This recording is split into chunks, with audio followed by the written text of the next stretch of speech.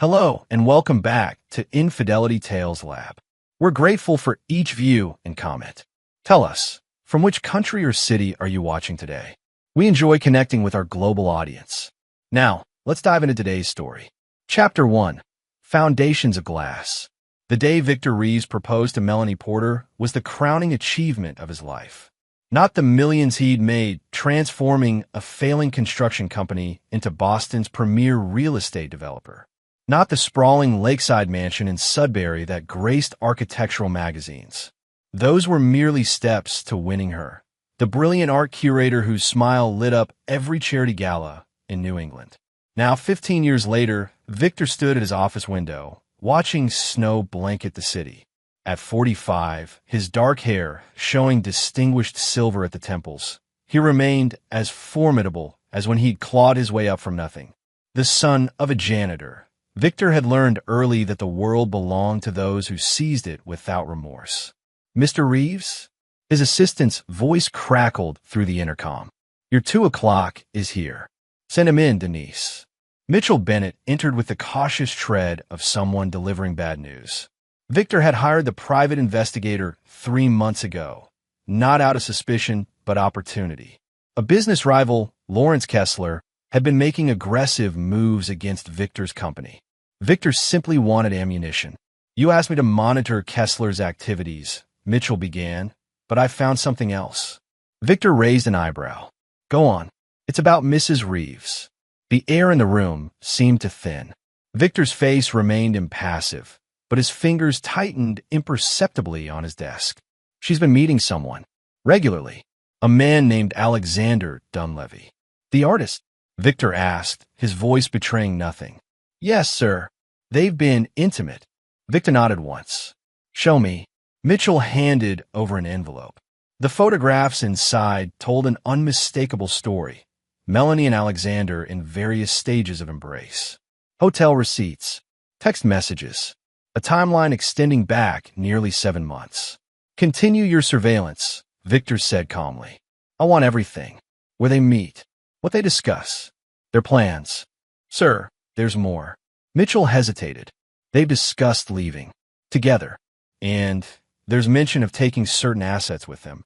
Victor's expression didn't change, but something cold and terrible settled in his eyes. "Thank you, Mitchell. That will be all." After the investigator left, Victor remained motionless, staring at the evidence of his wife's betrayal. Melanie, who had access to all their accounts. Melanie, who knew every detail of his business dealings, his vulnerabilities, his secrets. His phone rang. His daughter Natalie, a senior at Wellesley College. Her vibrant personality always reminded him of Melanie when they'd first met. "Hey, sweetheart. Dad, are we still on for dinner Thursday? I need fashion advice for this interview." "Always," he replied, his voice warm despite the cold calculation already forming in his mind. After hanging up, Victor opened his safe and removed a leather journal, one he hadn't touched in years.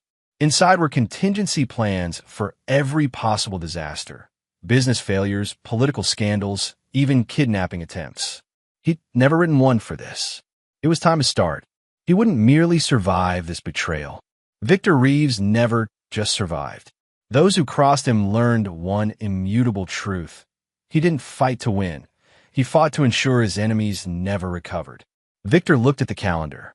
3 weeks until their anniversary dinner, the grand celebration Melanie had been planning for months. The corners of his mouth turned up slightly. Perfect timing. Chapter 2. Deception's Architecture. Melanie Reeves moved through their home with the grace of someone accustomed to beauty. At 42, she remained stunning, her auburn hair cut in an elegant bob, her figure toned from relentless yoga sessions. She was arranging flowers in the foyer when Victor arrived home. "You're early," she said, offering her cheek for a kiss. Victor obliged. "Thought I'd help with dinner. Natalie's coming, right? And bringing that new boyfriend." Melanie smiled. "I've already warned her I'll be interrogating him thoroughly." Victor watched her closely. The ease of her lie was remarkable. How she could discuss family dinner while planning to abandon them. In his pocket, he fingered the small recording device he'd planted in her car that morning. Their younger child, Connor, thundered down the stairs, baseball gear in tow. At 16, he was already taller than Victor, all gangly limbs and perpetual hunger. "Dad, can we hit some balls before dinner?" "Let me change first," Victor replied, ruffling his son's hair.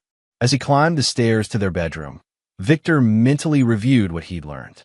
Alexander Dunleavy had appeared in their lives 3 years ago when Melanie curated an exhibition featuring his work. The artist's rise had been meteoric since then, fueled, Victor now understood, by Melanie's connections and possibly Victor's own unwitting financial support. In their bedroom, Victor accessed the hidden panel behind their closet, where he kept his most sensitive documents. Among them was a red folder labeled contingencies. He added new notes about Melanie's schedule, her passwords, her recent purchases. His phone buzzed with a text from Mitchell, D-Planning Gallery opening in NYC next month. Tickets purchased for 2. Victor smiled grimly. So they had a departure date. At dinner, Natalie charmed everyone with stories from college while her boyfriend Blake answered Victor's probing questions about his finance internship. Victor played the role of engaged father perfectly while recording every interaction with Melanie for later analysis. "By the way," he mentioned casually over dessert, "I need to update our wills. That meeting with Pearson's client last week, the one who died intestate, it got me thinking." Melanie looked up. "Oh, sure. Whatever you think is best. I'll set it up for next week," Victor replied, noting how she failed to ask any questions. The old Melanie would have had concerns, suggestions. Later that night, with Melanie asleep beside him, Victor slipped away to his home office and connected to the cameras he'd installed throughout the house. He reviewed footage of Melanie on her laptop earlier that day, using magnification software to catch her password as she typed. By 3 a.m., he had access to her private email account. The messages between her and Alexander were explicit, not just in their romance, but in their plans. "Victor suspects nothing," she'd written last week. "Once we're gone, it will be too late for him to stop the transfers." Victor's jaw tightened as he read further. Alexander and Melanie weren't just planning to leave. They were systematically preparing to destroy him. Alexander had connections to Lawrence Kessler, his business rival. They planned to take everything: money, proprietary business information, even custody of Connor. Most men would have confronted her immediately. Most men would have acted from hurt. Victor was not most men. He closed the laptop and walked to the window, looking out at the property he'd built for a family that was now fracturing. But unlike his father, who'd collapsed under the weight of betrayal when Victor's mother left, Victor would emerge stronger. He turned back to his desk and began drawing up plans. Melanie thought she knew him. She was wrong. She knew only what he had allowed her to see. The real Victor Reeves was about to introduce himself. Chapter 3: The Precipice. The anniversary party preparations accelerated over the next 2 weeks. Melanie threw herself into the details, a lavish celebration at the Hawthorne Hotel where they'd held their wedding reception. 200 guests, a 12-piece orchestra, custom-made ice sculptures. Victor approved every expense with apparent enthusiasm. "Spare nothing," he told her, watching her eyes light up. 15 years deserves commemoration. Meanwhile, he methodically executed the first phase of his plan. He transferred funds to accounts Melanie couldn't access. He met privately with his lawyers to modify their prenuptial agreement based on infidelity concerns he claimed to have drafted years ago but never filed, backdating documents with the help of a notary who owed him several favors. He installed specialized software on Melanie's devices, capturing every communication with Alexander. Their plans grew clearer. Melanie would withdraw $5 million after the anniversary party, claiming it was for a surprise art acquisition. By the time Victor discovered the theft, they would be beyond reach in a country with limited extradition. On Tuesday, Victor visited Connor's school for a parent-teacher conference, using the opportunity to plant seeds of doubt about Melanie's commitment to their son's future. "Your mother seems distracted lately," he mentioned casually as they drove home. "Have you noticed?" Connor shrugged. "She's busy with the gallery stuff, I guess." "I worry sometimes," Victor continued, "about her priorities." That evening, as snow fell again, Victor received a call from Mitchell. "Sir, I've confirmed Dunleavy's connection to Kessler. They've met 3 times in the past month. I've got recordings. Send them to my secure server, Victor instructed.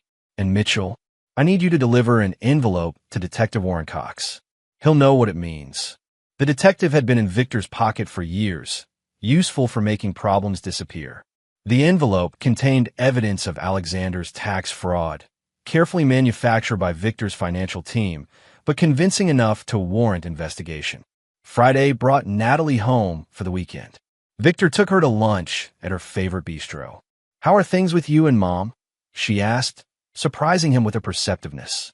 "You seem different with each other." Victor chose his words carefully. "Your mother has been preoccupied with her career lately.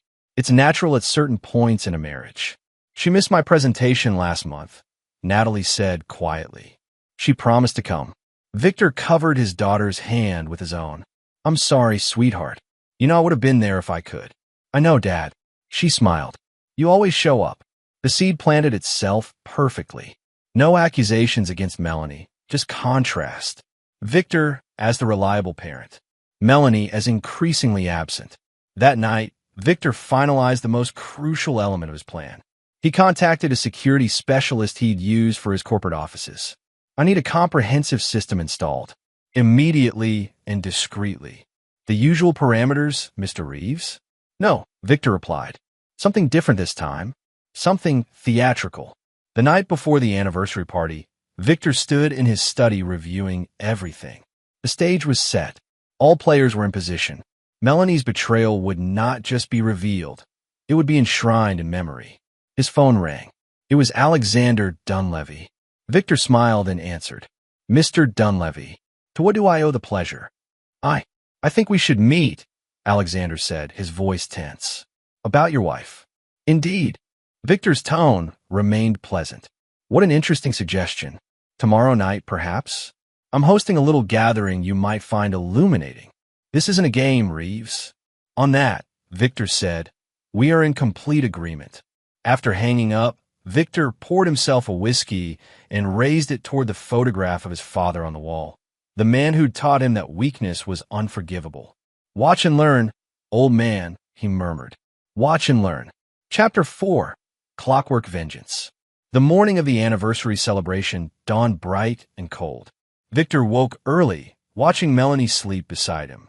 For 15 years, he believed her to be the exception to his rule of trusting no one. That miscalculation would not go unpunished. Over breakfast, he presented her with a small box. "A preview," he said, as Connor watched eagerly from across the table. Melanie opened it to find a platinum bracelet studded with diamonds. "It's beautiful," she whispered, guilt flashing briefly across her features. Victor clasped it around her wrist. "I had it engraved." She turned it to read the inscription, "Truth will out." "Shakespeare?" she asked, her smile faltering slightly. "The Merchant of Venice," Victor confirmed. "One of my favorites." He left for the office while Melanie finalized party details. At precisely 10 a.m., he received confirmation that Alexander had been contacted by Detective Cox regarding financial irregularities. By noon, the detective reported that Alexander appeared significantly distressed. Perfect. Victor's next meeting was with Boyd Whitaker, Melanie's brother. The man had struggled with gambling debts for years, and Victor had quietly bailed him out multiple times, a fact kept from Melanie at Boyd's insistence. "I need a favor," Victor told him over lunch. "Anything," Boyd replied instantly. "You know that. Tonight at the party, I need you to deliver something to Melanie at exactly 9:30. Boyd looked confused but nodded. "Sure. What is it?" Victor handed him a sealed envelope. "A surprise. Part of our anniversary celebration." His next call was to Natalie, confirming she would bring the family albums he'd requested for the anniversary video. And make sure to include those photos from Martha's Vineyard last summer. Photos that Victor had carefully edited to include shadow figures in windows, suggesting surveillance long before Melanie realized. By 4 p.m., Victor returned home to dress for the evening. Melanie was already gone, overseeing final preparations at the hotel. He used the opportunity to activate the security protocols installed throughout their house and check that his home office was prepared for what would follow.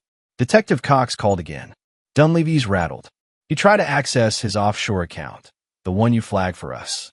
He's making mistakes. Excellent, Victor replied. Maintain pressure, but keep him functional. I need him coherent tonight. The final piece fell into place when Mitchell texted, package delivered to hotel suite as requested. At 7 p.m., Victor arrived at the Hawthorne. Guests were already filling the ballroom. Colleagues, friends, family members, all unwitting participants in the evening's true purpose. Melanie glided through the crowd in a burgundy gown that Victor had specifically requested she wear, a dress that matched, not coincidentally, the shade of carpet in the hotel suite he'd reserved upstairs. You look stunning, he told her, kissing her cheek. A vision. Thank you. She smiled, searching his face. Are you all right? You seem excited, he supplied. It's not every day we celebrate 15 years. The evening progressed with speeches, dinner, dancing. Victor played the devoted husband flawlessly, his hand never leaving Melanie's waist during their first dance. At their table, he raised a toast that brought tears to guests' eyes. To my beautiful wife, who has given me everything a man could desire, he said, looking directly into her eyes. To the life we've built together. May its foundation never crumble. At 9:15, Victor excused himself briefly, sending a text to Alexander. I know everything. Suite 1540. Now, at 9:25, he noticed Melanie check her phone, her face paling slightly before she excused herself. At 9:30, Boyd approached Victor. I gave her the envelope when she was heading for the elevator. What was in it? A room key, Victor replied calmly. She's meeting someone. Boyd's confusion turned to shock. What are you talking about? Your sister has been planning to leave me, Victor said, his voice level. Tonight's her last hurrah before disappearing with her lover and millions of my money. That's impossible, Boyd protested. Melanie wouldn't. Follow me if you want proof, Victor interrupted, already walking toward the elevators. They rode in silence to the 15th floor, Boyd shifting uncomfortably beside him. Victor checked his watch, 9:40 exactly. Outside suite 1540, Victor paused. What you're about to see may be disturbing, he warned. But necessary. He inserted his key card and opened the door. The suite's entryway was dark, but voices came from the bedroom. Victor motioned for Boyd to remain silent as they approached. Through the partially open door, they could see Melanie and Alexander in heated conversation. He knows something, Alexander was saying frantically. Cox showed up at my studio today, asking about offshore accounts. That's impossible, Melanie insisted. Victor trusts me completely. The transfer is still on for tomorrow. And what about Kessler? If Victor discovers our connection, he won't, Melanie snapped. I've been careful. Once we're gone, it won't matter anyway. He'll be ruined before he can track us down. Victor pushed the door fully open, flooding the room with light. Melanie whirled around, her face transforming from shock to calculation in seconds. Victor, she began, this isn't what looks like, he finished, his voice terrifyingly calm. I believe it's exactly what it looks like, Melanie. You and Mr. Dunleavy planning your escape while simultaneously orchestrating my destruction. Alexander stepped forward. Listen, Reeves, I'm not interested in anything you have to say, Victor cut him off.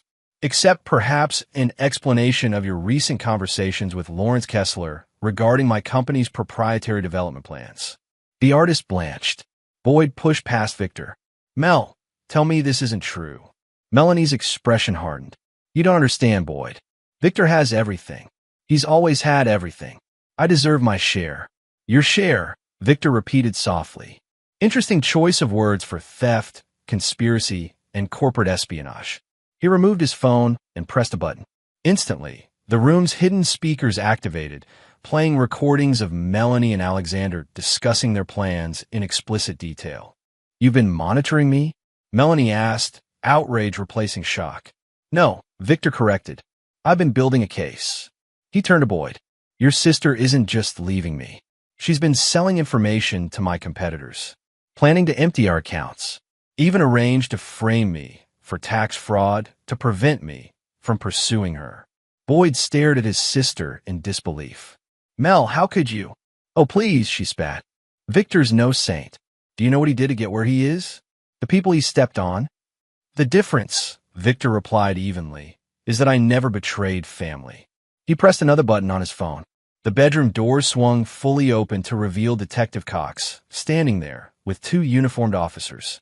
Mr. Dunleavy, Cox said formally, we have a warrant for your arrest on charges of conspiracy to commit fraud, corporate espionage, and attempted grand larceny. As the officers handcuffed a protesting Alexander, Victor turned to Melanie. You won't be arrested tonight, he told her.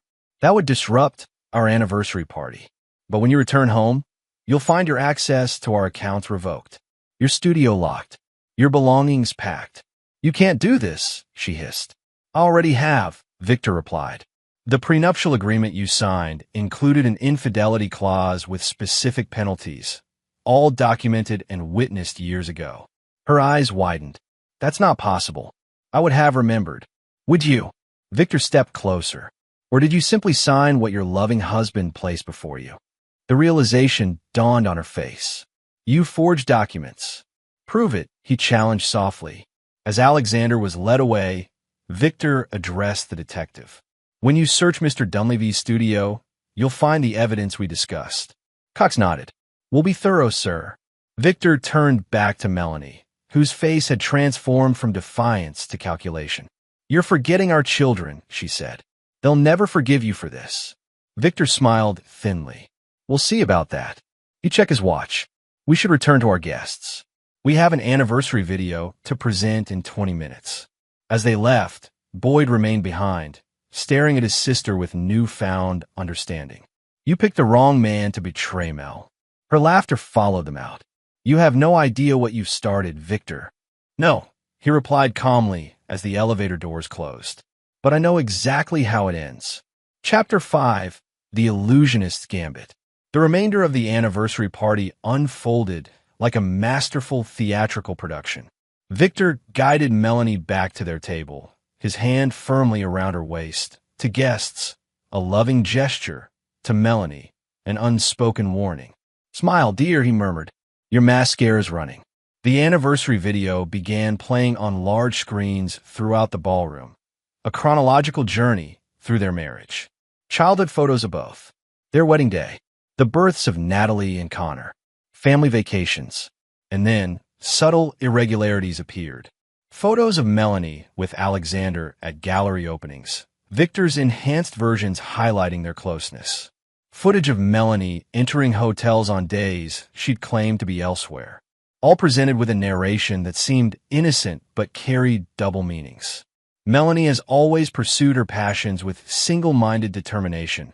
Victor's pre-recorded voice intoned over footage of her leaving Alexander's studio. Her commitment to the arts has taken her to unexpected places. Melanie's fingers gripped her champagne glass with white-knuckled tension. Guests remained oblivious, seeing only a touching tribute, while she witnessed the systematic dismantling of her deception. After the video, Victor rose to make a final toast. Many of you have asked the secret to 15 years of marriage, he began, his gaze sweeping the room before settling on Melanie. The answer is simple, complete transparency. Melanie and I have no secrets from each other. Isn't that right, darling? She lifted her glass mechanically. None whatsoever. Later, as guests began departing, Natalie approached her parents. That was beautiful, Dad, she said, hugging him before turning to Melanie. Mom, are you feeling okay? You look pale. Just tired, sweetheart, Melanie replied. Victor smoothly interceded.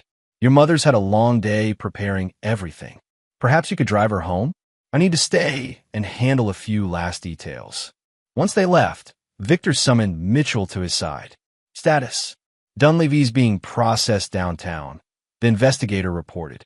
The search warrant is being executed at his studio now, and the locks at your house have been changed as requested. Excellent. What about our secondary target? Kessler's received the documents. He's reviewing them tonight. Victor nodded. Stay with him. I want to know the moment he realizes his position. The drive home that night was silent. Victor had arranged for Natalie to take Melanie home and stay with her, ensuring no immediate confrontation. This gave him time to implement the next phase. At midnight, He arrived at their Sudbury mansion to find Melanie waiting in the foyer alone.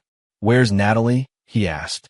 "Asleep," Melanie replied, her voice steady despite the circumstances. "I didn't want to involve her in whatever scene you're planning." "No scene," Victor said, removing his coat. "Just consequences." "You've obviously been planning this for some time," she observed. "Very thorough." "Unlike you," he countered. "You left digital footprints everywhere. Amateur mistakes." Her jaw tightened. "What happens now?" "Now you leave. Tonight. Take personal items only." He handed her an envelope. "Inside you'll find divorce papers already filed with the court, a cashier's check for $50,000, and a one-way ticket to Chicago departing tomorrow morning." "Chicago? There's nothing for me in Chicago." "Precisely," Victor replied. "You'll establish residence there for the divorce proceedings. The address is arranged. You'll receive a monthly stipend, generous by most standards, though certainly not what you'd hope to steal. And if I fight this, then instead of fraud charges against Alexander, they become conspiracy charges against both of you. Instead of a quiet divorce, it becomes a public scandal. Instead of $50,000, you get nothing." Melanie studied him, recognition dawning. "You're enjoying this." "I'm simply conducting business," he corrected. "Calculating returns on a failed investment." "What about Connor?" "Natalie?" "They remain with me," Victor stated flatly. "You'll have supervised visitation after the divorce is finalized.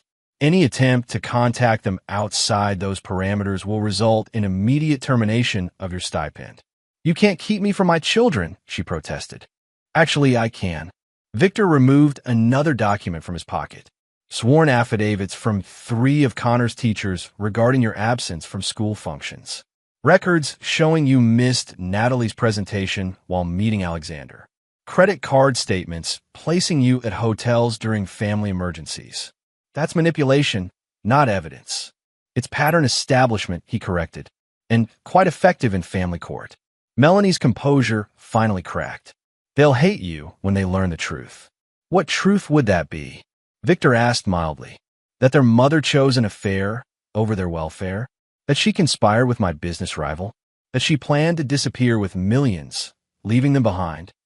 "You ruthless bastard," she whispered. "Yes," he agreed simply. "I am. A fact you seem to have forgotten." He checked his watch. "You have until 6 a.m. to pack and leave. A car will be waiting." As he turned to go, she called after him. "You think you've won, but you haven't. Alexander and I." "Alexander," Victor interrupted, "has already accepted a plea deal. In exchange for reduced charges, he's providing evidence against Lawrence Kessler. Your lover values his freedom more than your partnership, it seems." This was a calculated lie. The plea deal was still being negotiated, but the devastation on Melanie's face confirmed it had hit its mark.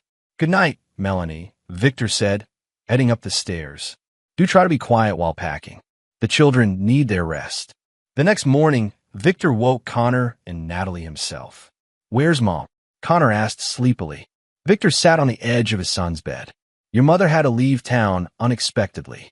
A family emergency with Aunt Pamela. She didn't say goodbye," Connor noted, immediately suspicious. "It happened very late," Victor explained. "She didn't want to wake you. She'll call tonight." Another lie, but a necessary one. Melanie would indeed call. Mitchell would ensure it.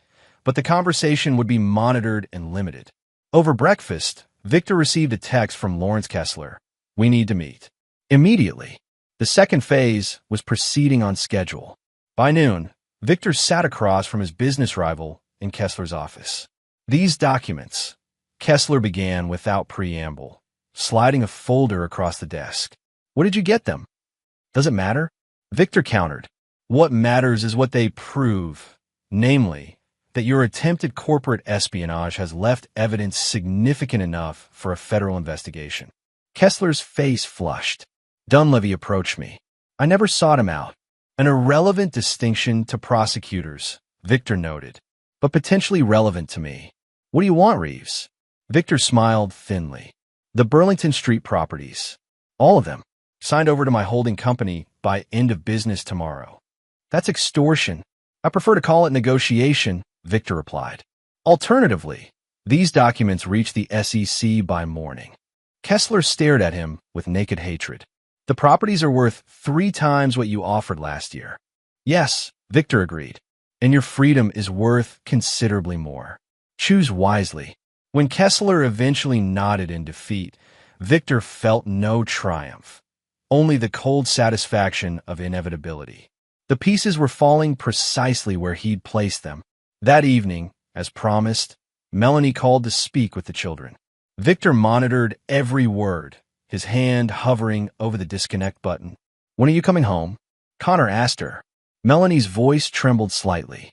"Not for a while, sweetheart. Aunt Pamela needs me here. But what about my game on Saturday?"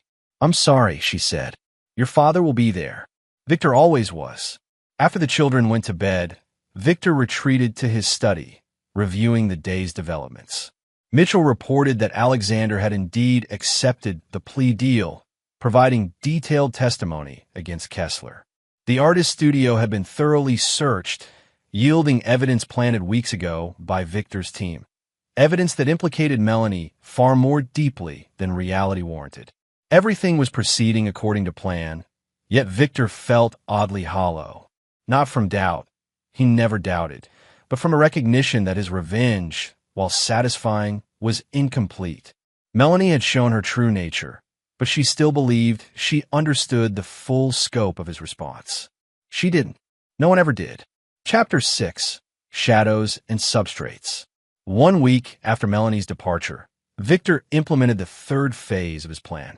The children had been told their mother was helping a sick relative, a fiction that would soon require expansion.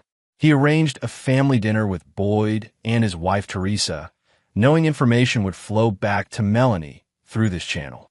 "I've been so worried about Melanie," Teresa said over dessert. "Is there any update on Pamela's condition?"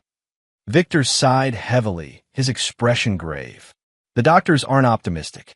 It's why Melanie's stay has been extended indefinitely." Boyd studied Victor carefully. They hadn't spoken privately since the anniversary party confrontation. "Has anyone else from the family gone to help?" Boyd asked, his question loaded with subtext. Melanie insisted on handling it alone. Victor replied smoothly. "She feels it's complicated enough without adding more people to the situation." After dinner, while Natalie showed Teresa her college portfolio, Boyd cornered Victor in his study. "I know Pamela isn't sick," he said flatly. "What's really happening with my sister?" Victor closed the door.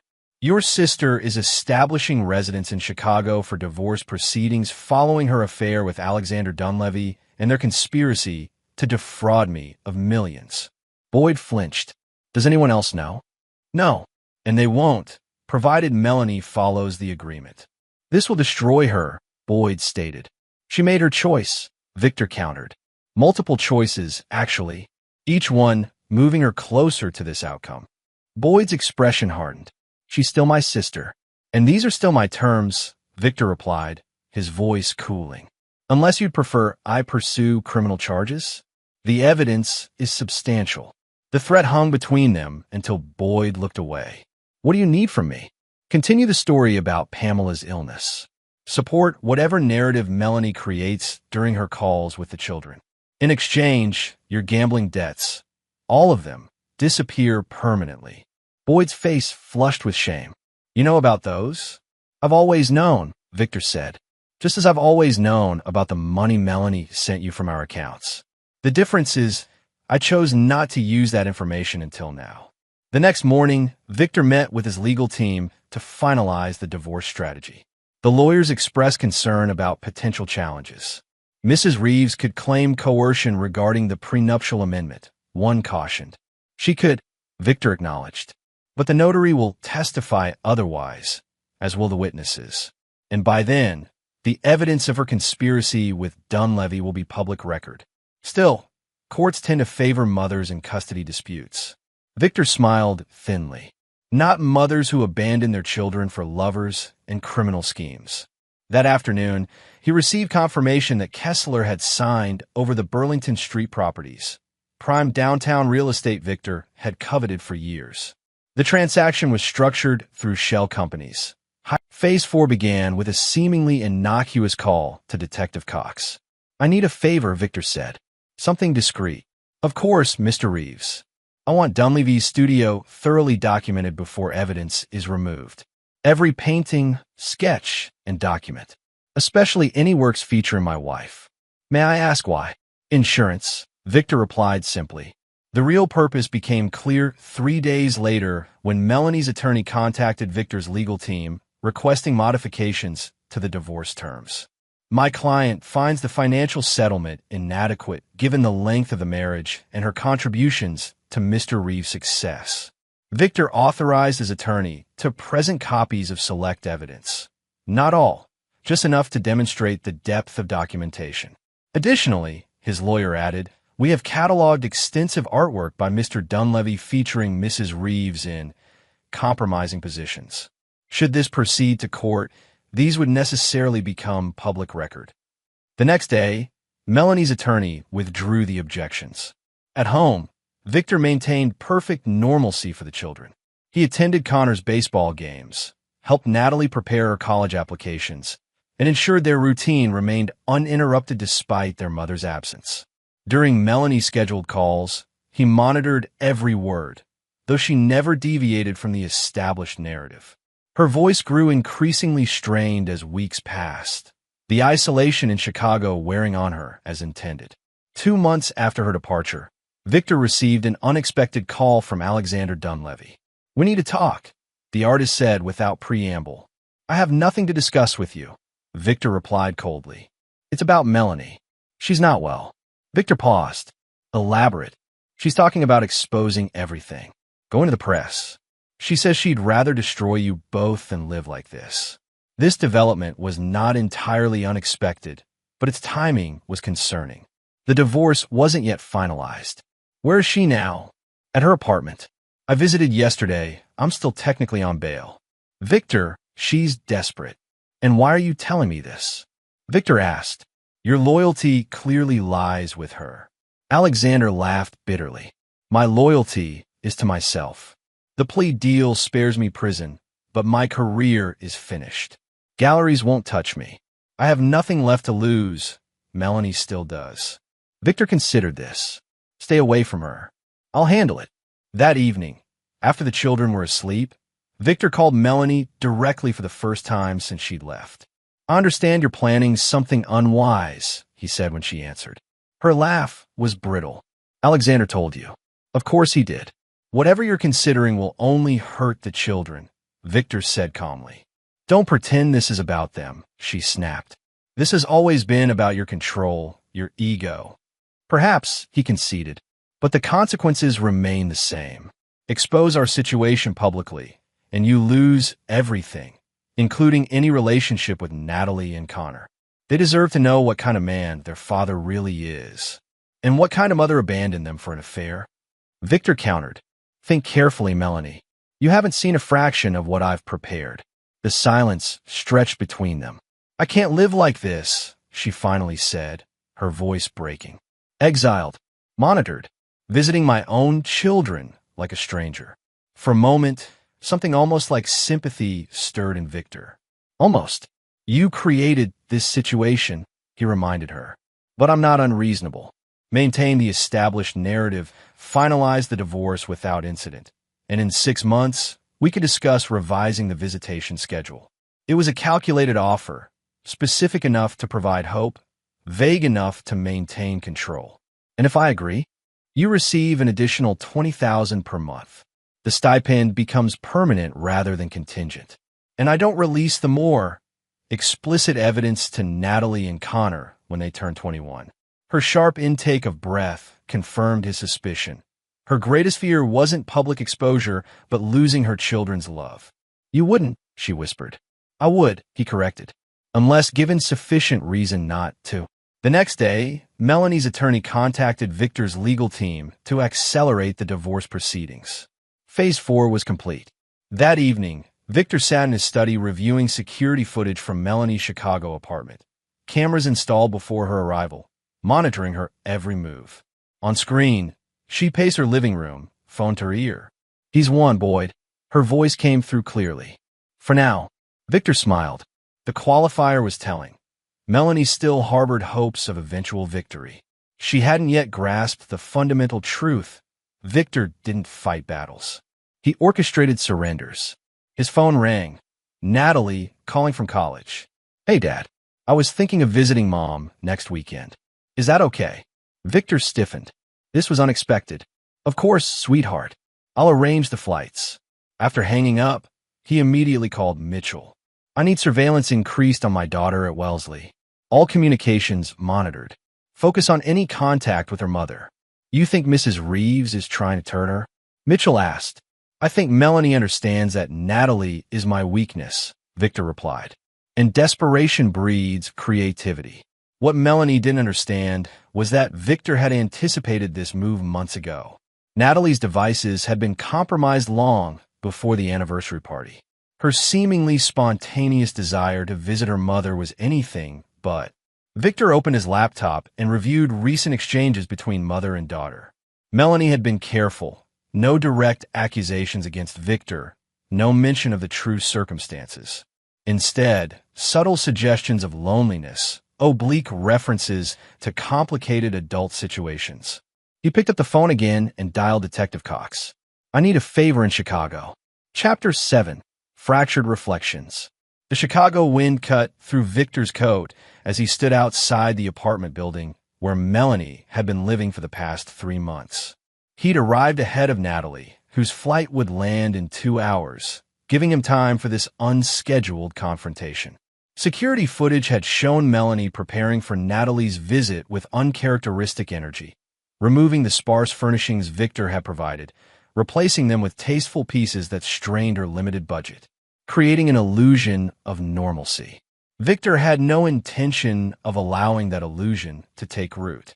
Using the key he'd retained, he entered her apartment to find her arranging flowers in the living room. She froze at the sight of him. Victor, what are you doing here? Insurance, he replied, closing the door behind him, making certain our agreement remains intact during Natalie's visit. Melanie's face hardened. I haven't violated any terms. Not explicitly, he conceded, moving further into the apartment. But your recent conversations with our daughter contain concerning undertones. Color drained from her face. You're monitoring my calls with Natalie? I'm protecting my interests, he corrected, examining a framed photograph of the family that Melanie had placed prominently on a mantel. Interesting choice of decor. She's still my daughter, Melanie said defiantly. You can control my finances, my reputation, even my freedom, but you can't erase 17 years of motherhood. Victor turned to face her. I have no intention of erasing anything. I simply ensure that history is recorded accurately. Is that what this is? Historical preservation? She laughed bitterly. You're punishing me for wanting something of my own. I'm responding to betrayal, he countered. There's a difference. Melanie stepped closer, her voice dropping. Do you know why I chose Alexander? Because with him, I wasn't just an accessory to someone else's success. I wasn't just Victor Reeves' wife or Natalie and Connor's mother. I was Melanie, and now you're neither, Victor observed coldly. A fitting outcome for someone who valued identity over responsibility. Her eyes flashed. You never loved me. You acquired me, like everything else in your life. Perhaps, he acknowledged, but I honored our contract. You didn't. The truth hung between them, stark and irreversible. For 15 years, they'd built a life together, one founded on Victor's terms but sustained by mutual commitment, until Melanie decided the terms no longer suited her. Natalie will be here soon, Victor continued. During her visit, you will maintain our established narrative. You will not hint at discord between us. You will not suggest that your extended absence is anything but necessary family support. And if I don't, Victor removed an envelope from his coat. Then instead of returning to Wellesley, Natalie receives these. He extracted several photographs, images of Melanie and Alexander in intimate moments, along with bank records showing money you diverted from her college fund to finance your affair. Melanie recoiled. You wouldn't. I've done worse for less, he reminded her. Don't test me, Melanie. After leaving her apartment, Victor met Detective Cox at a nearby cafe. Is everything prepared? He asked. Cox nodded. The wiretap is active. Recording devices installed in all rooms. We'll have complete coverage of their conversations. And if Melanie attempts to leave with Natalie, officers are positioned to intercept, Cox assured him. Though the tracker on your daughter's phone provides additional security. Victor nodded, satisfied with the arrangements. Keep me updated hourly. Any deviation from protocol, any attempt at disclosure, I want to know immediately. While waiting for Natalie's plane to land, Victor called Connor, who was staying with Boyd and Teresa for the weekend. How's everything, son? Fine, Connor replied, his teenage terseness in full effect. Uncle Boyd's taking me fishing tomorrow. Sounds fun, Victor said, carefully casual. Has your mother called today?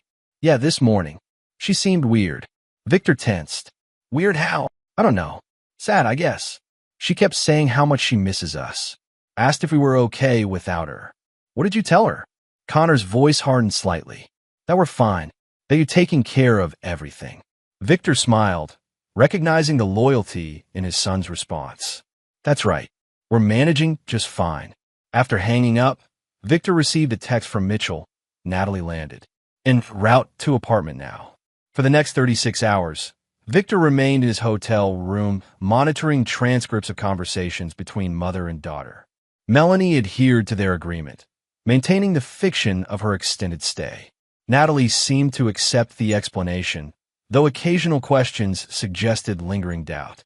It's just weird that you can't come home even for weekends, Natalie remarked during dinner their first night. Aunt Pamela needs consistency, Melanie replied. The doctors say routine is crucial for her recovery. Dad seems different without you, Natalie continued. More intense. Your father has always been intense about the things he values, Melanie said carefully. His family most of all. The exchange was a masterclass in controlled conversation, Melanie navigating dangerous waters without triggering Victor's intervention. On Sunday morning, hours before Natalie's departure, Victor received an urgent call from Mitchell.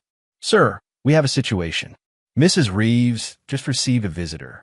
Alexander Dunleavy. Victor's grip tightened on his phone. What? He's violating his bail conditions.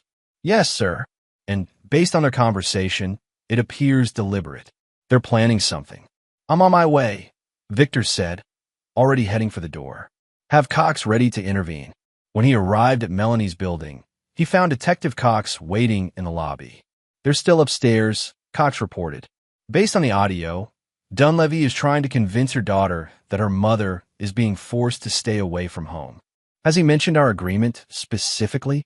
Not yet, but he's getting close. Victor's jaw tightened. Arrest him. Now. Violation of bail conditions. And Mrs. Reeves? Leave her to me. They took the elevator to the 5th floor, Cox radioing his officers to position themselves. Outside Melanie's door, they could hear raised voices. Your father is manipulating everything, Alexander was saying. Your mother didn't leave by choice. What are you talking about? Natalie's voice sounded confused, alarmed. There was no sick aunt, Melanie admitted, her voice breaking. Your father forced me to leave after he discovered my relationship with Alexander. Victor nodded to Cox, who signaled his officers. They burst through the door, weapons drawn. Alexander Dunleavy, Cox announced formally, you're under arrest for violation of bail conditions. The scene froze in tableau. Alexander standing beside Melanie, Natalie on the couch, her face a mask of shock. As officers handcuffed Alexander, Natalie's eyes found her father in the doorway. Dad? What's happening? Victor stepped into the apartment, his expression controlled despite the rage building within him. Your mother's friend, Mr. Dunleavy, is not supposed to be here. He's currently awaiting trial for fraud and corporate espionage. Natalie turned to Melanie. Mom?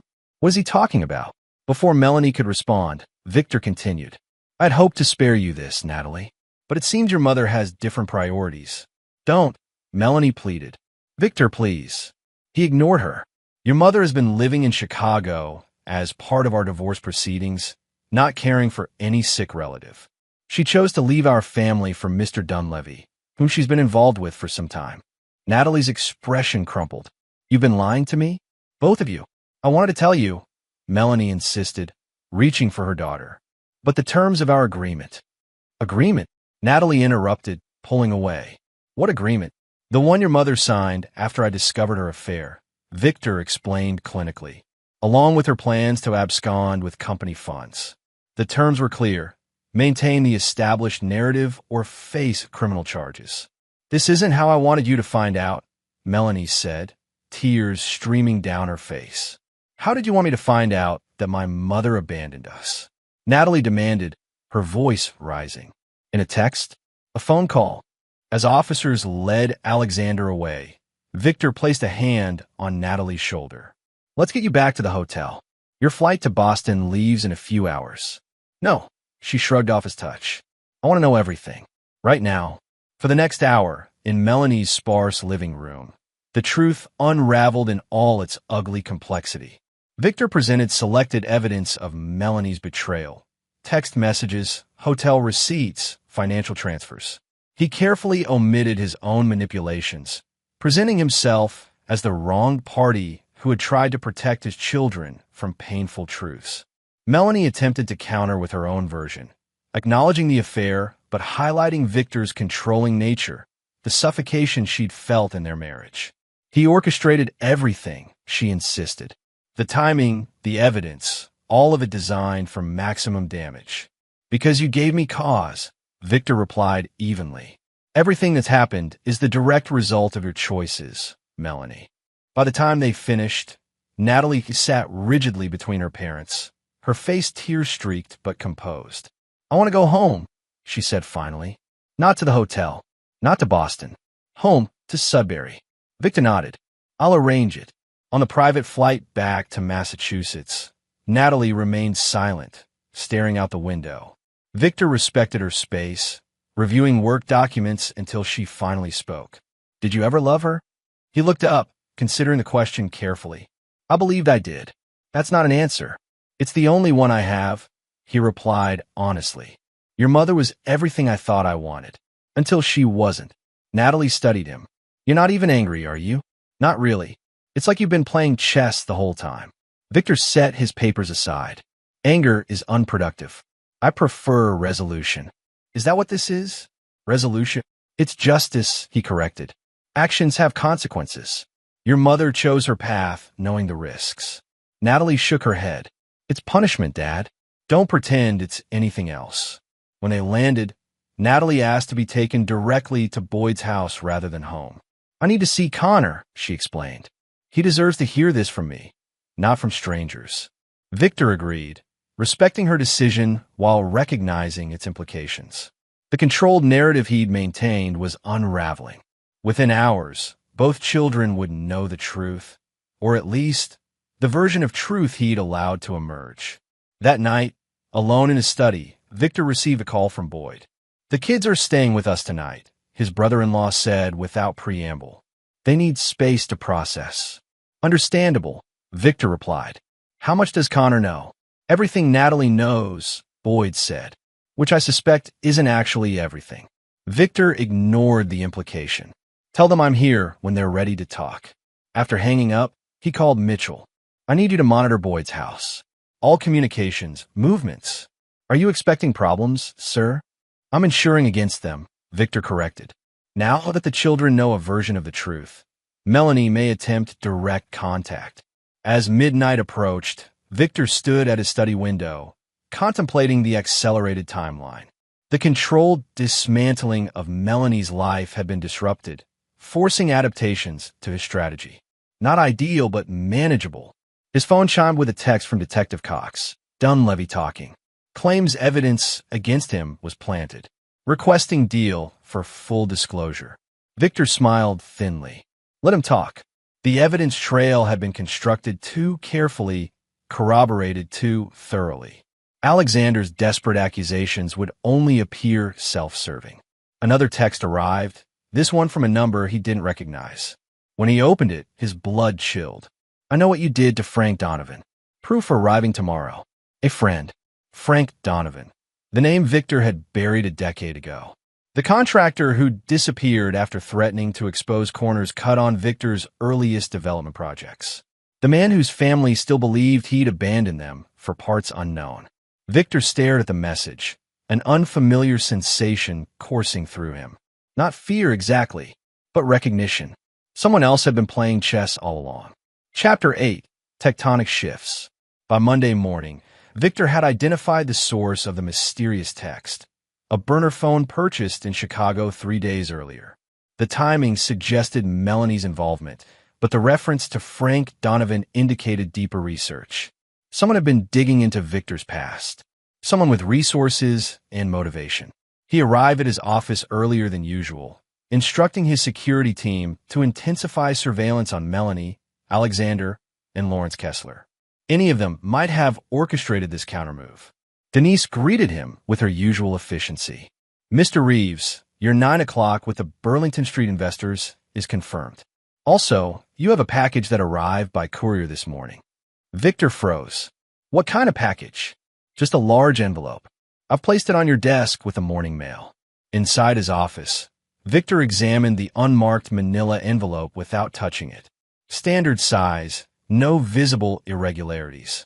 After donning gloves, he carefully opened it to find a USB drive and a single sheet of paper bearing one sentence. "The past doesn't stay buried." He plugged the drive into an isolated laptop kept specifically for security risks. It contained a single video file, security footage from a construction site dated September 17, 2013, the night Frank Donovan disappeared. Victor watched with growing tension as the grainy footage showed him meeting Donovan near an excavated foundation. Their argument was inaudible but clearly heated. Then, the damning moment, Donovan turning to leave, Victor grabbing his shoulder, the struggle that sent Donovan tumbling backward into the concrete-lined pit. The footage ended there, showing neither Victor's panicked descent into the pit nor his discovery that Donovan had broken his neck in the fall. It didn't show Victor's decision to conceal the body within the foundation before concrete was poured the next morning. The evidence was both compelling and incomplete, enough to raise serious questions, but not enough to prove murder. Still, even the suggestion would be devastating to everything Victor had built. He destroyed the drive immediately, crushing it before burning the components. The question remained, who possessed the original footage, and what did they want? His phone rang. "Natalie. Dad, can we talk? Connor and I are ready to come home." "Of course," he replied, maintaining his composure despite the threat hanging over him. "I'll send a car right away."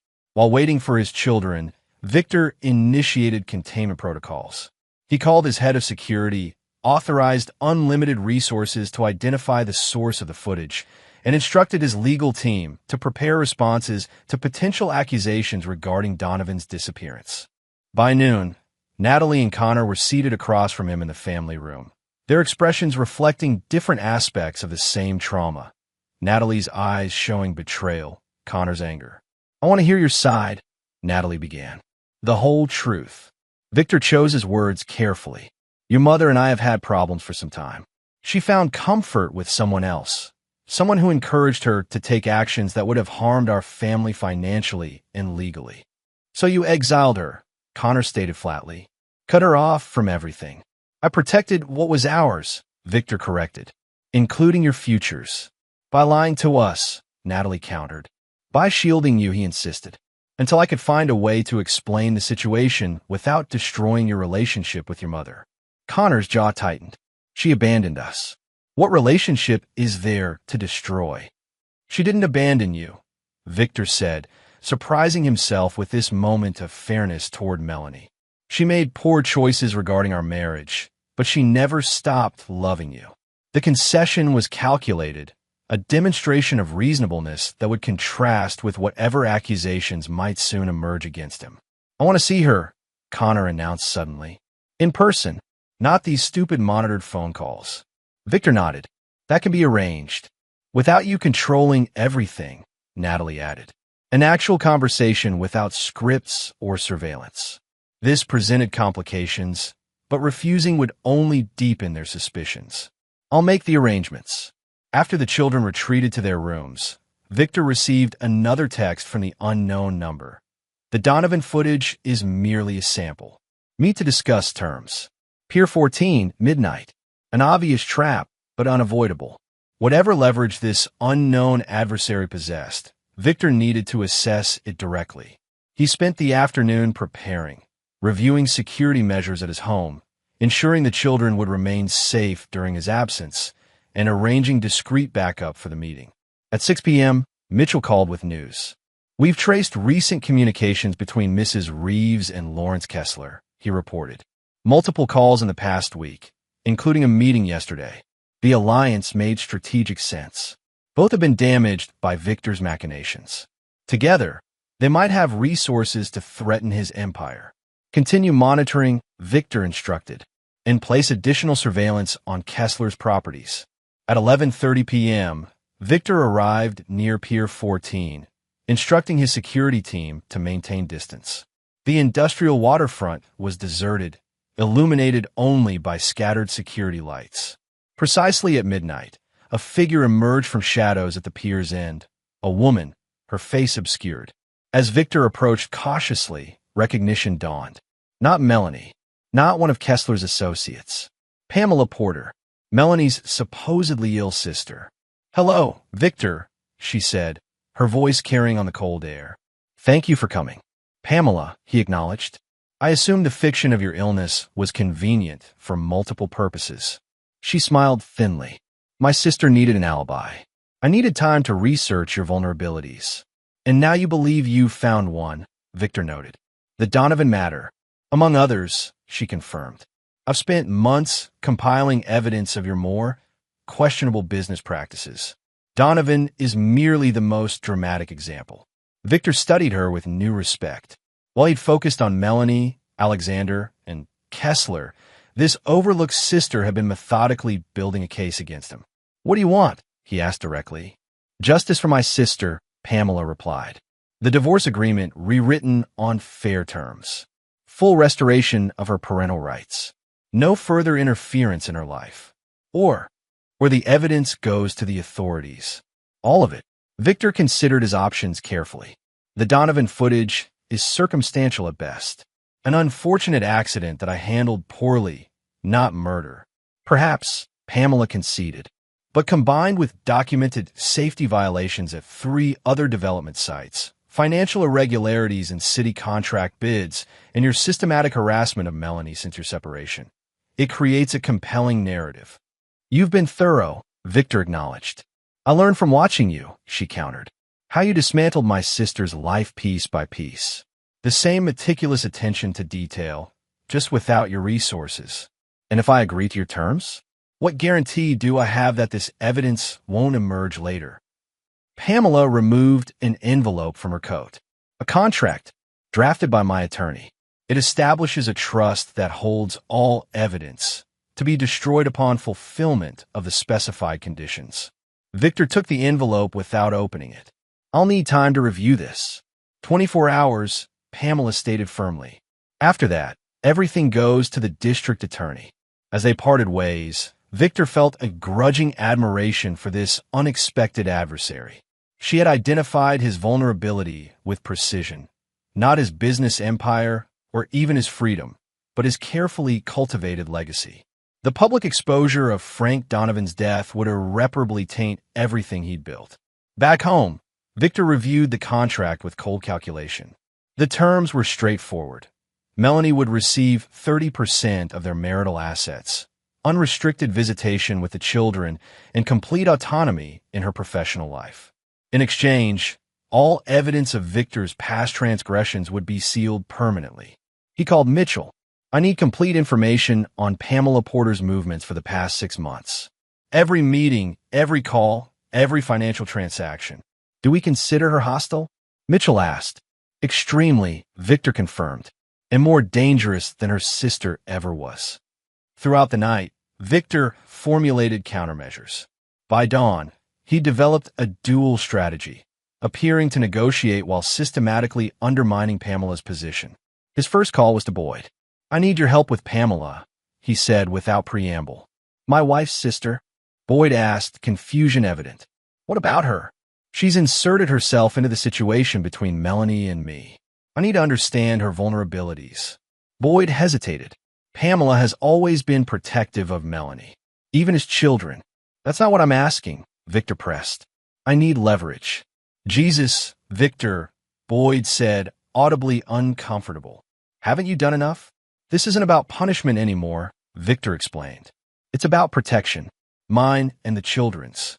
After further persuasion, Boyd reluctantly revealed what he knew. Pamela's history of depression, her strained marriage to a commodities trader, her fierce loyalty to Melanie that sometimes bordered on obsession. Victor's next call was to Detective Cox, instructing him to investigate Pamela's financial records for irregularities. By noon, the first results arrived. Pamela had withdrawn substantial sums from her retirement accounts over the past 6 months, presumably to finance her investigation into Victor's past. More significantly, Mitchell discovered that Pamela had been consulting with Lawrence Kessler for weeks. The business rival had provided both funding and connections to former employees from Victor's company, employees with knowledge of the Donovan situation. The alliance confirmed Victor's suspicion. This wasn't merely about justice for Melanie. It was a coordinated attack on everything he'd built. At 3 p.m., Victor contacted Pamela. I've reviewed your proposal. We should discuss modifications. There are no modifications, she replied firmly. Those are the terms. Then you should know that I've identified your collaborators, Victor countered, including Lawrence Kessler. His involvement transforms this from a family matter into corporate espionage. A pause. That's irrelevant to our agreement. On the contrary, Victor said smoothly, it's highly relevant to my response. If Kessler is involved, this isn't about Melanie's welfare. It's about dismantling my company. The terms remain unchanged, Pamela insisted. Midnight tonight. After hanging up, Victor accelerated his countermeasures.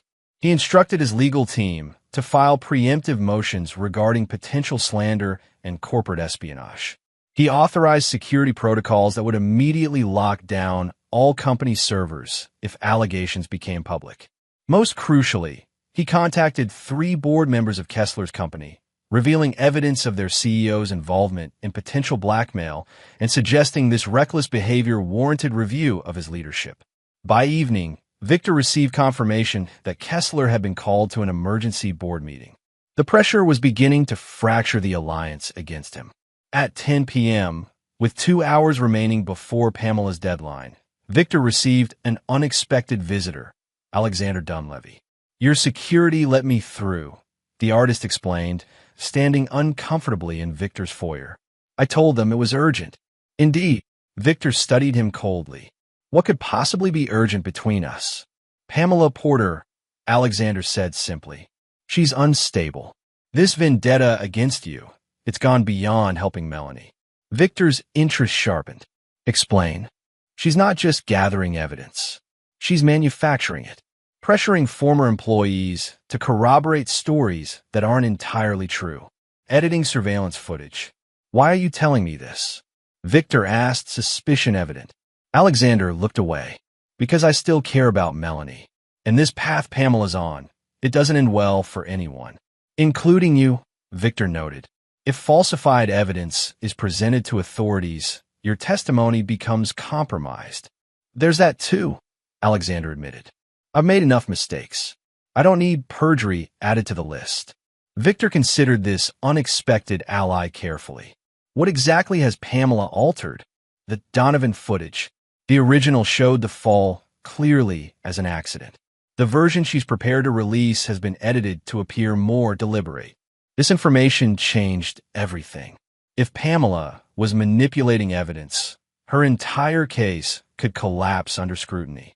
I need proof of this tampering, Victor stated. Alexander nodded. I can get it, but I want something in return. Of course you do, Victor said dryly. Drop the additional charges against me. Let me plead to the minimal fraud count, serve my time, and start over somewhere else. The request was reasonable, considering the value of the information. Agreed, provided the evidence is conclusive. After Alexander left, Victor called his security team. I want Pamela Porter under surveillance immediately. If she attempts to contact any media or law enforcement, intercept her. At 11:30 p.m., with 30 minutes remaining before the deadline, Victor received the proof he needed. Footage from Alexander's phone showing Pamela directing a video technician to alter the Donovan surveillance video, specifically requesting that Victor's gestures be made to appear more aggressive. Victor immediately called Detective Cox, forwarding the evidence of tampering. This constitutes attempted blackmail and falsification of evidence, he explained. I want her arrested tonight. On your word alone? Cox asked hesitantly. On the evidence I've provided, Victor corrected. And there's more. Financial records showing payments to former employees for false testimony. Conspiracy with Lawrence Kessler to damage my company through fraudulent claims. Cox sighed. I'll need more than allegations, Mr. Reeves. You'll have them within the hour, Victor promised. At midnight, instead of meeting Pamela as arranged, Victor watched from his home security center as police officers approached her hotel room. The expression on her face when they handcuffed her, shock dissolving into rage, confirmed what Victor had suspected. She had underestimated him, just as Melanie had. By morning, the situation had transformed entirely. Pamela faced serious charges of evidence tampering and attempted extortion. Lawrence Kessler had been suspended by his board pending investigation. Alexander had provided a comprehensive statement detailing the conspiracy against Victor. Most significantly, Melanie had called Victor directly, her voice hollow with defeat. What have you done to my sister? I've responded to criminal actions appropriately, he replied evenly. Just as I did with you. This will never end. Will it? She asked quietly. You need to destroy everyone who challenges you. It could end, Victor suggested, with a revised agreement. One that allows you access to the children while ensuring certain protections for me. The silence stretched between them. What kind of protections? She finally asked. A comprehensive non-disclosure agreement. Surrender of all materials related to my business practices. Permanent severance of your relationship with Alexander Dunleavy. Another long pause. And in return, 30% of our marital assets, as Pamela requested. Unrestricted visitation with the children. Your professional autonomy restored. Why now? Melanie questioned. After everything you've done to isolate me? Victor considered his answer carefully. Because the children know enough truth now that continued deception serves no purpose. And because I prefer resolution to perpetual conflict. It wasn't the complete answer. The full truth was more complex. Victor had recognized that maintaining total control over Melanie had become more costly than allowing her constrained freedom. Like any shrewd businessman, he adapted to changing conditions. I'll consider it, Melanie said finally. After hanging up, Victor turned his attention to removing all traces of the Donovan evidence. The original footage was secured. Witnesses had been discredited through Pamela's tampering. The threat was contained. Yet something unfamiliar lingered in Victor's thoughts. Not regret. He never permitted himself that luxury. Perhaps recognition that the victory felt hollow compared to the damage inflicted on his family. His phone rang again. Natalie. I heard about Aunt Pamela, she said. Connor's upset. She made poor choices, Victor replied. Like your mother. Like you, Natalie countered. I'm not blind, Dad. I see what you've done. To all of them. The challenge in her voice was new, his daughter developing teeth. What I've done, Victor said carefully, is protect what matters. At what cost? She asked. Mom's gone. Aunt Pamela's arrested. Alexander's career is destroyed. Is that worth it? Victor considered his daughter's question with uncharacteristic introspection. They chose their paths. And you chose yours, Natalie said softly. I just hope you don't expect us to choose it too. After hanging up, Victor stood at his study window, watching snow begin to fall again. The symmetry wasn't lost on him. Another winter, another reshaping of his family's landscape. He had won, as he always did, yet his children's perception of him had fundamentally changed. They'd glimpsed the man behind the father, the ruthlessness he'd always hidden from them. That night, Victor made additions to his contingency journal. This time, the contingency wasn't for business disaster or legal trouble. It was for something he'd never previously considered. The possibility of losing his children's loyalty entirely. Chapter 9. Scorched Foundations. 6 months after Pamela's arrest, Victor sat alone in his study reviewing final divorce documents. The settlement had been negotiated exactly as he'd outlined to Melanie. 30% of assets in exchange for comprehensive non-disclosure. Outside, summer had transformed the Sudbury property. Through the window, Victor could see Connor practicing batting in the yard, his movements precise and controlled. The boy had changed since learning the truth. Harder, more reserved, less willing to accept Victor's explanations at face value. Natalie had changed too. Now in her second year at Wellesley, she visited less frequently, her conversations with Victor increasingly careful, as though mapping dangerous terrain. She maintained contact with Melanie despite Victor's subtle discouragement, sometimes taking Connor for authorized visits. Victor signed the final page of the divorce agreement, noting the elegance of its terms. Melanie would receive financial freedom without access to company information. The children would maintain relationships with both parents without being forced to choose sides. The public narrative would remain controlled, an amicable separation rather than bitter betrayal. All his objectives met. A perfect strategic outcome. Yet Victor felt no satisfaction as he slid the documents into their envelope. The victory had come at unexpected cost. Not financial or legal, but something more fundamental. Something he hadn't properly valued in his calculations. His phone chimed with a text from Mitchell. Mrs. Reeves has received the Burlington Gallery offer as arranged. Another component of Victor's resolution, ensuring Melanie received a prestigious curatorial position through intermediaries she wouldn't recognize as his. Not charity, but strategic placement. Victor preferred keeping all relevant parties within his sphere of influence, even after formal separation. He was reviewing quarterly projections when Natalie arrived unexpectedly, letting herself in with her key. "Dad, you here?" In the study, he called, closing his laptop. She entered carrying a small box, her expression guarded. At 20, she had fully shed her adolescence, her features settling into a striking resemblance to Melanie's, though her calculating gaze was unmistakably Victor's. "I found something at Mom's new place," she said without preamble. "Something you should see." Victor raised an eyebrow. "Oh." Natalie opened the box and removed a familiar leather journal. This was in her storage unit. "It's yours, isn't it?" Victor froze, recognizing his contingency journal, the one containing detailed plans for various disasters, including corporate sabotage, political damage control, and yes, protocols for handling Frank Donovan's accidental death. "Where did she get this?" he asked carefully. "She said it was in your closet. She took it before leaving, thinking it might contain financial information." Natalie's eyes held his. "I read it, Dad." Victor maintained his composure through decades of practice control. "And Donovan," she said simply, "the contractor who disappeared. You wrote about it in detail." "A contingency plan," Victor countered smoothly. "I developed them for all possible scenarios, including false accusations."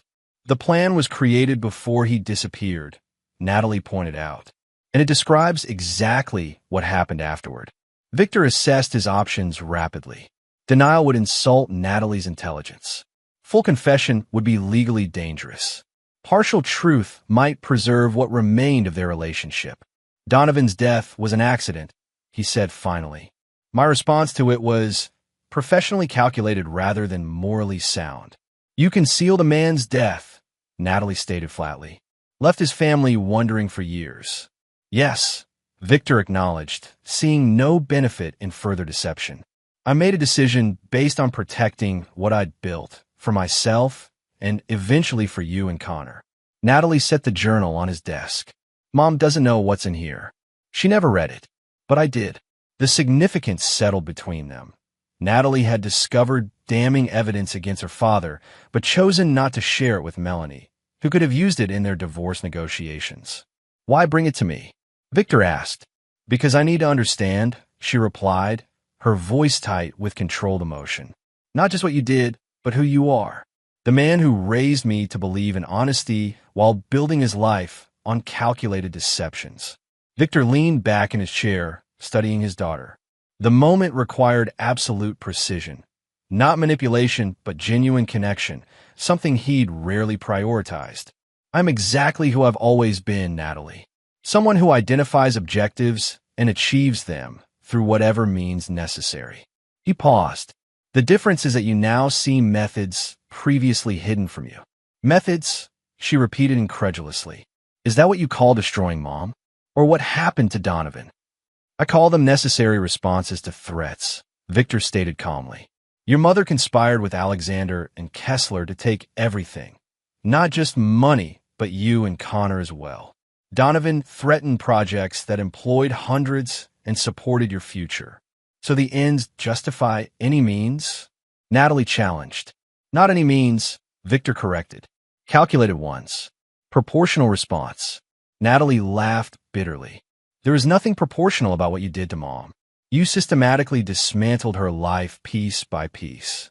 And she systematically planned to dismantle mine, Victor countered. The difference is that I was better at it. They regarded each other in tense silence, the gulf between them wider than the physical distance across his desk. Connor deserves to know, Natalie finally said. Know what? That his father protects what's his. Victor's voice hardened slightly. That betrayal has consequences? That the moral absolutes you've taught us are flexible when applied to yourself, she clarified. Victor considered this criticism with surprising objectivity. Perhaps she was right. Perhaps his greatest deception had been portraying himself as something other than what he was, a man who valued results above principles when necessary. What do you want from me, Natalie? He asked directly. Acknowledgement, she replied.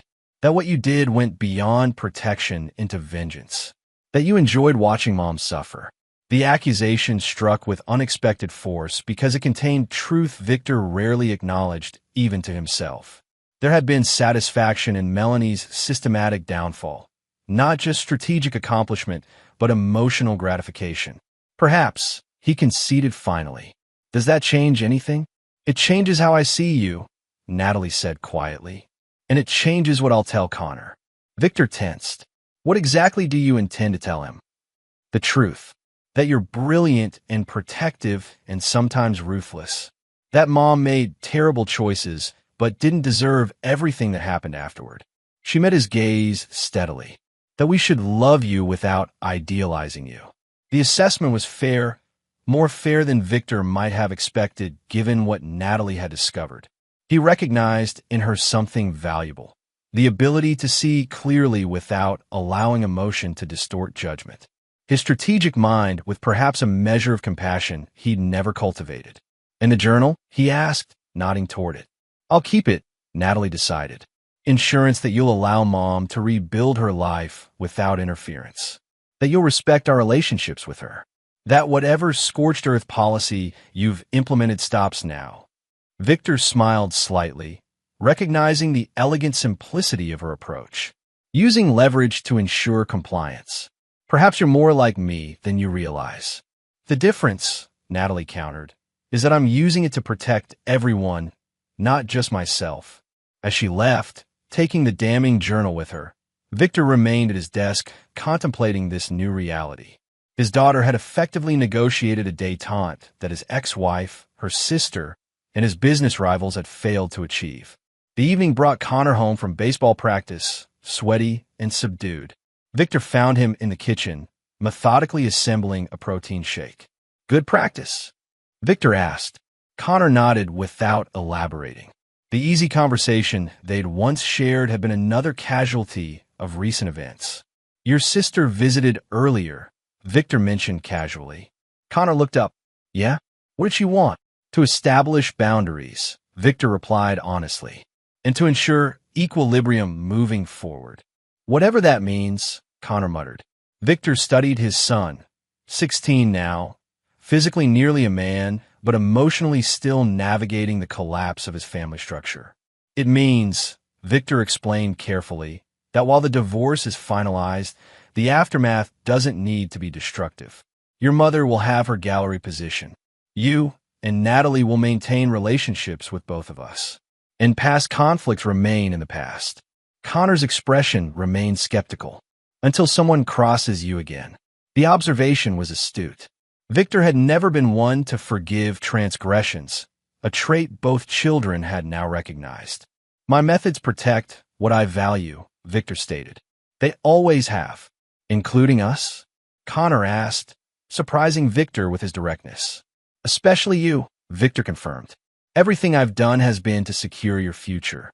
Connor considered this. Mom says the same thing about leaving, that she needed to find herself so she could be a better mother. And do you believe her? Victor asked neutrally. I believe you both believe your own stories, Connor replied with unexpected wisdom. I'm just not sure either of you considered what we needed. The assessment landed with precision. In all his meticulous planning, Victor had calculated his children's financial needs, educational requirements, and social development. He had not, perhaps, adequately valued their emotional well-being during his campaign against Melanie. Fair criticism, Victor acknowledged, earning a surprised glance from his son. Tactical adjustments may be warranted moving forward. Connor almost smiled at the corporate phrasing. That's dad speak for I'll try to do better, right? Accurate translation, Victor confirmed, allowing a rare moment of self-deprecation. That night, alone in his study, Victor reviewed the developments of the past 6 months with clinical detachment. Melanie had been contained without being destroyed. Pamela had accepted a plea deal that kept her out of prison, but thoroughly discredited. Alexander had pled guilty to reduced charges and would serve minimal time before relocating overseas. Lawrence Kessler had been removed as CEO by his board, his reputation permanently damaged. All threats neutralized, all objectives achieved. Yet Victor's most valuable assets, his children's trust, had been significantly depleted. He opened his contingency journal, the replacement copy he'd created after Natalie took the original, and began a new entry, Restoration of Filial Relations. The title felt strange, reducing family bonds to strategic objectives, but it was the framework Victor understood best. As he wrote, his phone chimed with a text from Melanie. Sign the papers. It's done. Victor stared at the message, recognizing its finality. 15 years of marriage concluded with digital brevity. He considered possible responses, cold acknowledgement, subtle reminder of victory, professional cordiality. None seemed adequate. Finally, he typed, "The Burlington position suits you. The children will benefit from your professional stability." Her reply came quickly. "Was that your doing?" "Doesn't matter," he responded.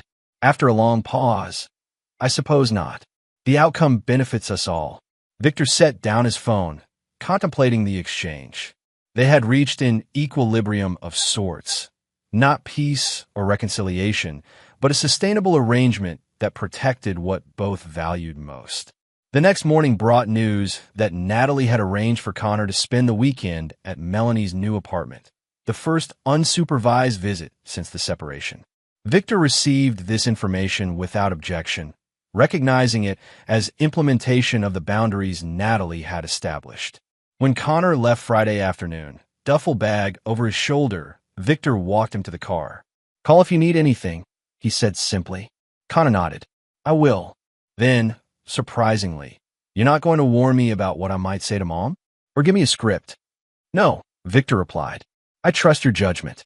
Something shifted in Connor's expression, a slight easing of tension, a hint of the openness that had characterized their relationship before recent events. "That's new," he observed. "Tactical adjustment," Victor responded, echoing their earlier conversation. As the car pulled away, Victor returned to his study to finalize acquisition documents for Lawrence Kessler's former company, a hostile takeover facilitated by the former CEO's disgrace. The victory would add significantly to Victor's holdings while eliminating a longtime rival. He should have felt complete satisfaction. All opponents vanquished, all assets secured, even his children's relationships partially salvaged through strategic concessions. Instead, Victor found himself contemplating Natalie's words from the previous day. "You enjoyed watching Mom suffer." The accusation contained undeniable truth. Beyond strategic necessity, beyond proportional response, there had been something darker in his systematic dismantling of Melanie's life, a cold gratification in her downfall that revealed something fundamental about himself. Not regret. Victor Reeves did not indulge in regret, but perhaps recognition that the traits that built his empire might destroy his legacy if left unchecked. His phone rang. Natalie again. "Connor arrived safely," she reported. "Mom's place looks nice." Smaller, obviously, but she's made it work. Good, Victor replied neutrally. Is there anything else? A pause. Yes. Thank you for not interfering with this visit. It matters to Connor. And to me. The gratitude was unexpected, acknowledgement of his restraint rather than criticism of his previous control. As you said, Victor responded, equilibrium benefits everyone. After hanging up, he returned to his acquisition documents, signing the final pages that would complete his business victory over Kessler. The move would be announced Monday, adding another chapter to Victor Reeves' reputation as a ruthless corporate predator who never forgave enemies or overlooked opportunities. That reputation had served him well in business. But as he looked at photographs of Natalie and Connor on his desk, Victor recognized that the same uncompromising approach had nearly cost him something more valuable than any corporate acquisition. He would not change who he was. Victor Reeves would always be calculating, strategic, and unforgiving toward those who betrayed him. But perhaps, for his children, he could temper justice with something approximating mercy. Not forgiveness, never that, but a cold peace that allowed life